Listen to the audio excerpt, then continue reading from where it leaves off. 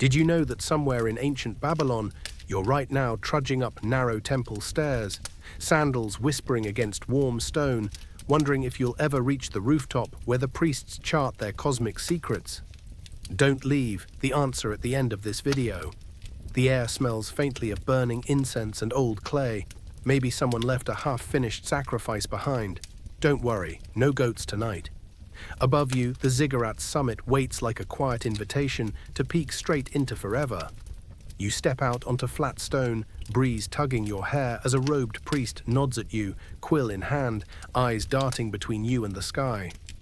He's been scribbling dots and zigzags onto a clay tablet so covered in scratches it could double as a very early Sudoku.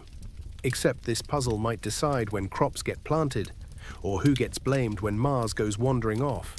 They say the Babylonians were some of the first real star accountants, logging each sparkle with the seriousness of an over-caffeinated spreadsheet wizard. Some of these priests devoted entire lifetimes to watching Venus rise and set, jotting down the tiniest blinks, convinced the heavens told every earthly secret if only they squinted hard enough. Here's a real nugget: Babylonian astronomers could predict eclipses with freakish accuracy. No apps, no telescopes, just clay, math, and maybe a pinch of superstition sprinkled on top. And if you tilt your head just right, you might spot a priest glancing nervously at the sky, muttering that perhaps, just perhaps, those bright wanderers aren't just gods or planets. Maybe they're visitors. You lean on the cool stone ledge beside him.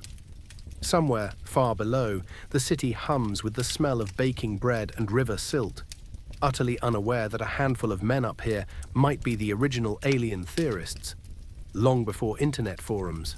Don't nod off yet. You haven't seen the weird symbols they left behind. You blink against the dawn light as your priestly companion gestures for you to peer at a fresh slab of clay. At first glance, it's just squiggles, cuneiform signs dancing like tipsy ants. But wait, closer. Right there, between the neat lines about grain taxes and lunar cycles, sits a curious doodle, a spiky-headed figure, arms out like it's ready for a cosmic hug. Historians still argue whether this spiky fellow is a god, a demon, or just a priest's bored sketch. But fringe fans grin and whisper, what if it's an ancient alien cameo? They point to other odd carvings too. Star maps with dots connected in ways no visible constellations quite match. Symbols that look suspiciously like stylized rockets, or maybe just fancy lamps, if you ask a grumpy scholar. You imagine the scene, some tired priest perched on this rooftop centuries ago, stylus tapping clay while he watches a bright light streak across the night. No Google to calm his nerves, just the hush of reeds rustling far below and the steady drip of oil lamps. Maybe he shrugs, scratches a tiny spaceman into the margin, and goes back to predicting next month's barley tax. A chuckle escapes you. What if he's time-traveling in reverse, leaving Easter eggs for you to find on this rooftop sleep journey? You glance up. The sky's still spattered with the same bright dots he puzzled over, stubbornly refusing to spell aliens here in giant neon letters. And yet, here's your quirky fringe tidbit. A handful of clay tablets show star clusters arranged so precisely that modern astronomers still scratch their heads. Was it sheer math genius, or did someone or something drop hints from beyond the stars? You lean closer, nose almost brushing damp clay, half expecting the little spiky guy to wink back. Don't doze off just yet. There's temple gossip to overhear. You shuffle closer to a shadowy corner where two priests, robes swishing, eyes darting, hunch over another star map. One gestures wildly at a cluster of dots while the other hushes him, glancing around like they fear the ziggurat walls might have ears.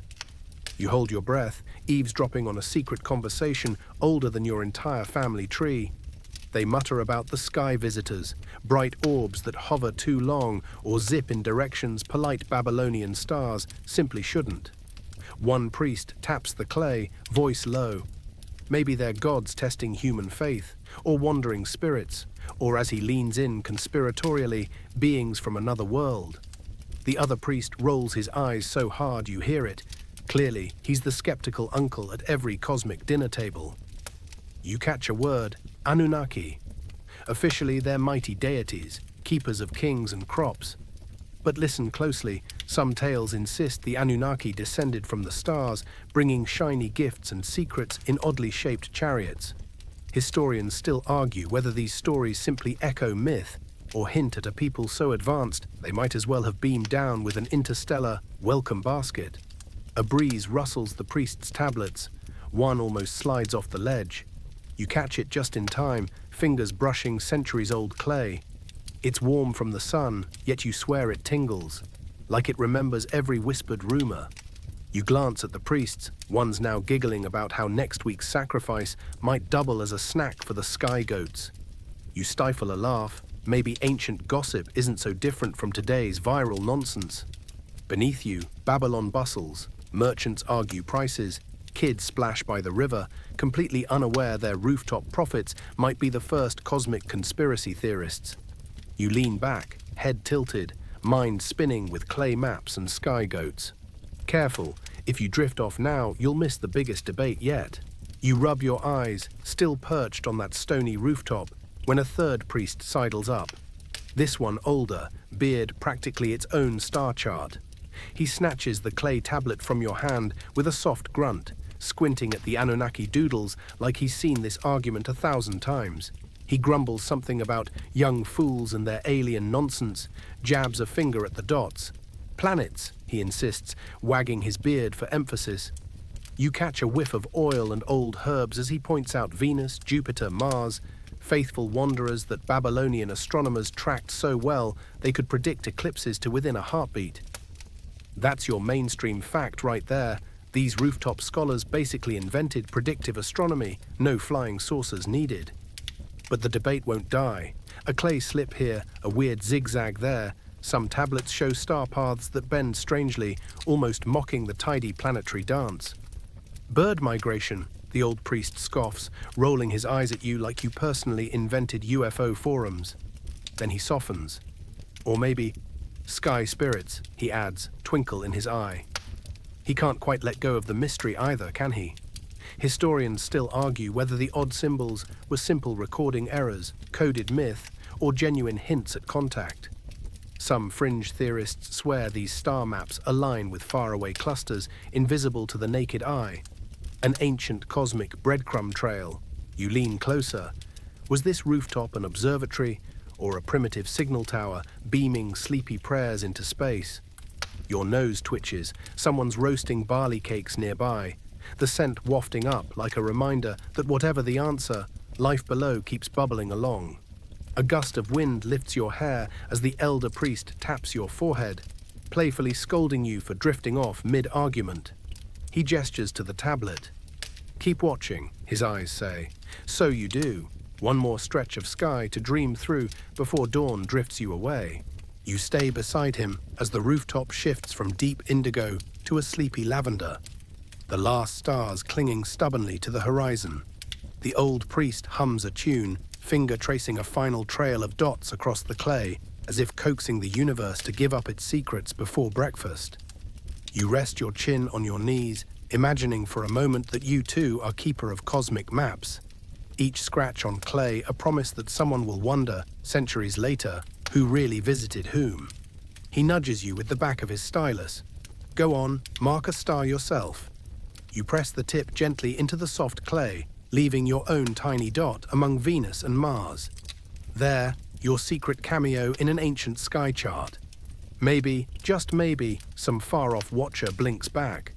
Or maybe it's only you and a rooftop priest laughing at a cosmic joke no one can quite explain. Somewhere below, the city murmurs awake. Market stalls creak open, sleepy goats grumble at ropes tugging them toward fresh grass. You exhale, letting your mind float above the rooftops, drifting through constellations that don't care if they're gods, planets, or whispering travelers. Remember that spiky-headed doodle? Maybe he's still waving from the clay, or from a star you can't quite see, winking you toward dreams of ziggurats, alien maps, and quiet Babylonian nights. The priest pats your shoulder as if to say, enough wondering for now. Sleep is its own secret sky. Your eyelids flutter. The clay tablet cools beneath your fingertips, Stars slip behind dawn's soft veil, and the rooftop fades into a hush of river mist and distant temple bells. Breathe in. Let your thoughts drift wide, weightless. The rooftop waits, somewhere in your next dream. Please take a moment to like the video and subscribe, but only if you genuinely enjoy what I do here. Sweet.